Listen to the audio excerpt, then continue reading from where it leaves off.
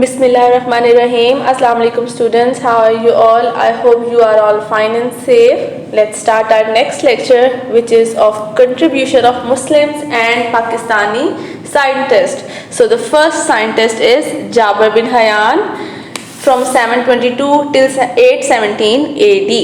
Jabir bin Hayyan is said to be the founder of chemistry. Clear बात हो गई कि जाबिर बिन हयान ने किस चीज़ पे काम किया था? केमिस्ट्री पे काम किया था, इसलिए उन्हें कहा जाता है फाउंडर ऑफ केमिस्ट्री, यानी केमिस्ट्री को निकालने वाले, दरियाफ्त करने वाले।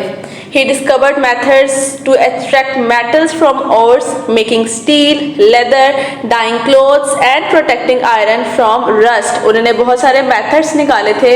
कुछ methods थे जो उन्होंने यहाँ बता दिए हैं, जैसे कि और कहते हैं बहुत सारे metals का mixture, तो उस mixture में से किसी एक metal को निकालना, making steel बनाना, leather को बनाना, dyeing clothes कपड़ों को कलर करना, and protecting iron from rust, यानी जो आपकी आयरन की चीज़ें होती है जिनको जंग लगता है, उस आयरन को जंग से बचाने के लिए मेथड्स का निकालना। He prepared chemicals like nitric acid, sulfuric acid and hydrochloric acid. उन्होंने ये chemicals भी बनाए थे। Jabir bin Hayyan was the discoverer of many other chemical compounds. इनके अलावा उन्होंने बहुत सारे और compounds भी बनाए थे। He also knew the method for the preparation of varnish.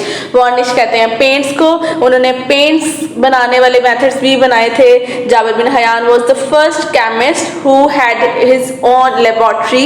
Jabir bin Hayyan पहले ऐसे chemist थे, यानी साइंटिस्ट थे जिनकी अपनी एक लेबोरेटरी थी।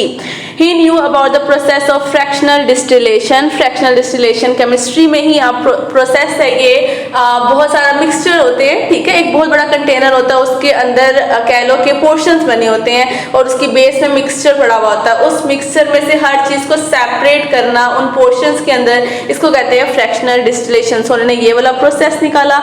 Jabir bin Hayyan wrote books about chemistry and related topic in Arabic. Among these books, Al-Kitab and Al-Khalis are very famous books.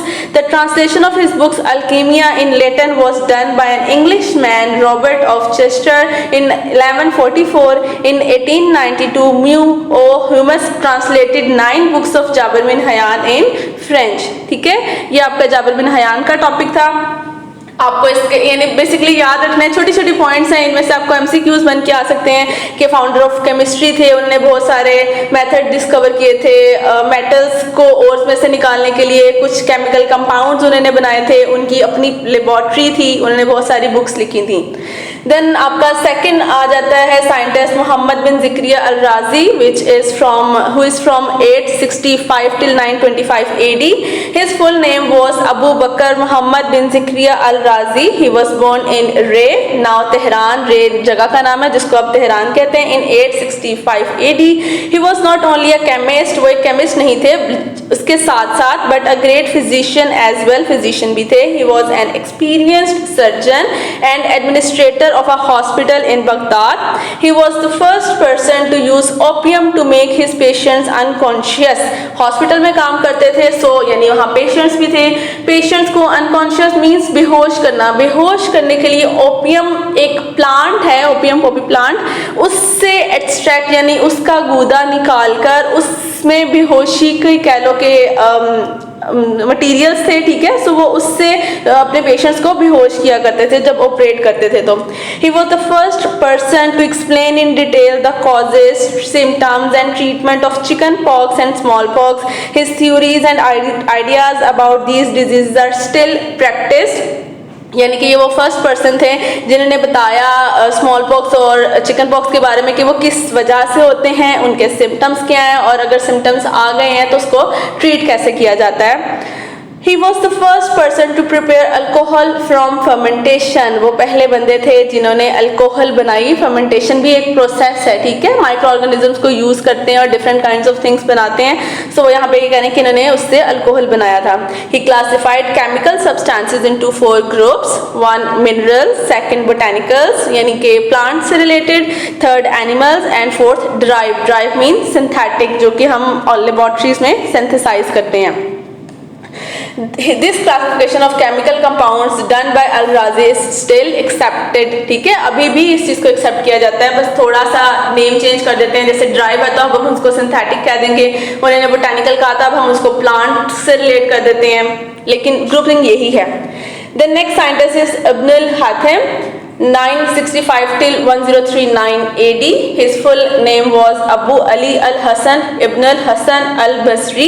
He is known as al-Hazan in the West. He identified inertia of matter, a theory which was later developed by Newton and called law of motion. यानी कि इन्होंने physics पे काम किया था, इन्होंने matter, inertia of matter यानी एक कोई भी मैटर मूविंग बॉडी, ठीक है, कोई भी, यानी आप गाड़ी ले सकते हो, आप खुद को ले सकते हो, आप किसी भी चीज को बॉल को ले सकते हो जो मूव कर रहा है, ठीक है। इनर्शिया मतलब मूवमेंट है, वो स्लो मूविंग है, स्टॉप है, वो कॉन्टिन्यूस मूविंग है, ठीक, इस चीज को उन्होंने बताया था, उसके ऊपर थ्योरीज दी थी, जिसको बाद में न्यूटन ने स्टडी किया और उन्होंने लॉ ऑफ मोशन का एक पूरा वो आपका टॉपिक दिया। ही डिस्कवर द पिनहोल कैमरा, इसके अलावा उन्होंने कैमरा बनाया। The name of his book, which is reputed all over the world, is किताब अल मनाजिर। इनकी ये फेमस बुक है जो उन्होंने लिखी थी और जो कि पूरी दुनिया में देखी जाती है, पढ़ी जाती है। It is a complete mathematical and practical book about the specialities of light. इस बुक के अंदर लाइट के बारे में सारा कुछ बताया गया है, कहाँ कहाँ होती है, कैसे होती है, उसकी ट्रैवल स्पीड क्या है, स्ट्रेट लाइन में है, बेंड फॉर्म में है, उसको आप किसी भी मीडियम में लेके जाओगे तो वो लाइट कहाँ पे कैसा अपना रोल शो करेगी, यानी each and everything about light उन्होंने इस बुक में बताया हुआ है। Ibn al-Hatim is considered to be the first expert on the laws of reflection beside lens and mirror, ठीक है, मैंने वही बात, reflection मतलब लाइट की bending form. So the detail that Ibn al-Hatim had presented about eye is considered to be the right even now after going through many experiments. इसके अलावा उन्होंने फिजिक्स पे भी काम किया, लाइट पे काम किया, आई के बारे में भी, यानी थोड़ा आप कह लो बायोलॉजी से रिलेटेड ह्यूमन आई के बारे में भी काम किया, और जो उन्होंने काम किया वो आज भी ठीक माना जाता है और उसी को लेके आगे फर्दर काम किया जाता है। Roger Bacon has mentioned the name of Ibn al-Hatim in his literary work again and again, यानी उन्होंने अपनी राइटिंग्स में इनका नाम बार बार यूज़ किया है। उन्होंने भी मे बी इन्हीं चीज़ों को आगे एक्सपेरिमेंटली अपने लिए यूज़ किया हो, तो जाहिर है जब आप साइंस उनसे ना, अपने जो पुराने साइंटिस्ट हैं उनको हमेशा ऑनर देती है, ठीक है, सो हम उन्हीं के काम को लेके आगे फर्दर उसके ऊपर काम करते हैं ना, तो सो हम उनको हमेशा रिवॉर्ड के तौर पे अपने थीसिस में, अपनी बुक्स में, अपने लिटरेचर में बार बार यूज करते हैं। देन नेक्स्ट साइंटिस्ट आ जाता है अल-बिरूनी 973 till 1048 AD। अल-बिरूनी's full name was बुरहानुल हक अबू रेहान मोहम्मद बिन Ahmad. He was called as अल-बिरूनी from the very beginning, शुरू से ही उनको अल-बिरूनी कहा जाता था। लेकिन आप लोग प्लीज कोशिश करिएगा कि इनके जितने फुल नेम्स हैं ये याद करें, MCQs में पूछा जाता है। He was born in Khawarizm on September 4, 973. He got his early education from Abu Nasir Mansour, a great philosopher and mathematician of his time. उन्होंने अपनी अर्ली एजुकेशन, मतलब अर्ली एजुकेशन होती है इब्तदाई तालीम, ज़रूरी नहीं कि इब्तदाई तालीम आप स्कूल ही जाओ तो मिले, ठीक है, पुराने ज़माने में मदरसास होते थे, या कह लें कि ट्यूटर्स होते थे जिनके पास बच्चों को भेजा जाता था और वो उनको नॉलेज दिया करते थे। Al-Biruni was a physician, astronomer, mathematician, physicist, geographer and a historian all at the same time. वो इतना सब कुछ एक ही टाइम पे थे। आप देखें, हम अभी 7 to 8 बुक्स पढ़ते हो और हम थक जाते हैं, ठीक है, आप थक जाते हो, हम थक जाते हैं, तो पुराने ज़माने के जो साइंटिस्ट थे जिन्होंने वाकई साइंटिस्ट बनना होता है वो थकते नहीं हैं, वो एक ही टाइम पे बहुत सारी फील्ड्स पर काम कर रहे होते हैं, तभी वो साइंटिस्ट हैं। हम आजकल के जो हैं, हम साइंटिस्ट नहीं हैं। आपको क्या लगता है आप थोड़ा सा पढ़ के साइंटिस्ट बन जाओगे? पॉसिबल ही नहीं है ये। He was appointed as historian and scholar in the court of Sultan Mahmud Ghaznavi. He discovered that light travel faster than sound. So ये इनका एक बेसिक कह लो कि पॉइंट प्लस आ जाता है कि उन्होंने ये बताया था कि light travel faster than sound, light आपकी आवाज़ से ज़्यादा तेज मूव करती है।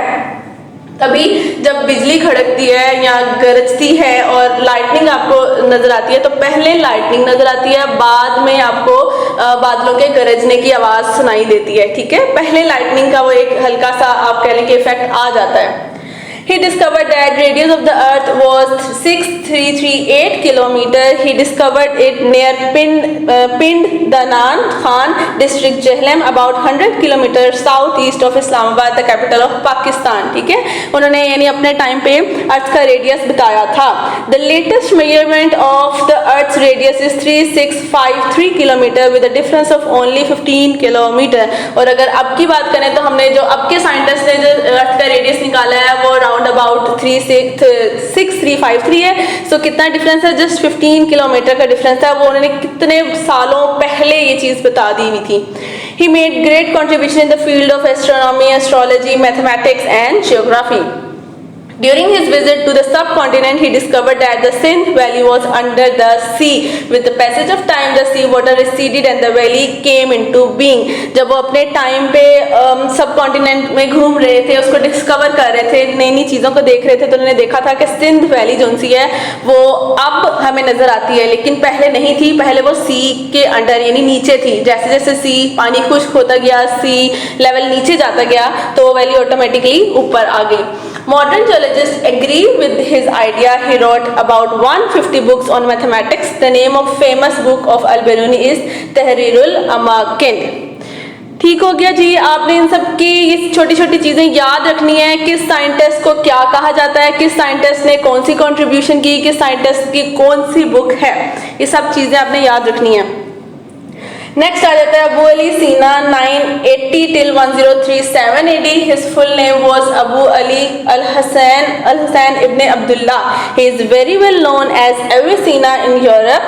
He is considered Aristotle of the Muslim world, यानी कि उनको मुस्लिम वर्ल्ड का एरिस्टोटल भी कहा जाता है. He wrote research articles on 760 herbs. Herbs मतलब जड़ी बूटियाँ.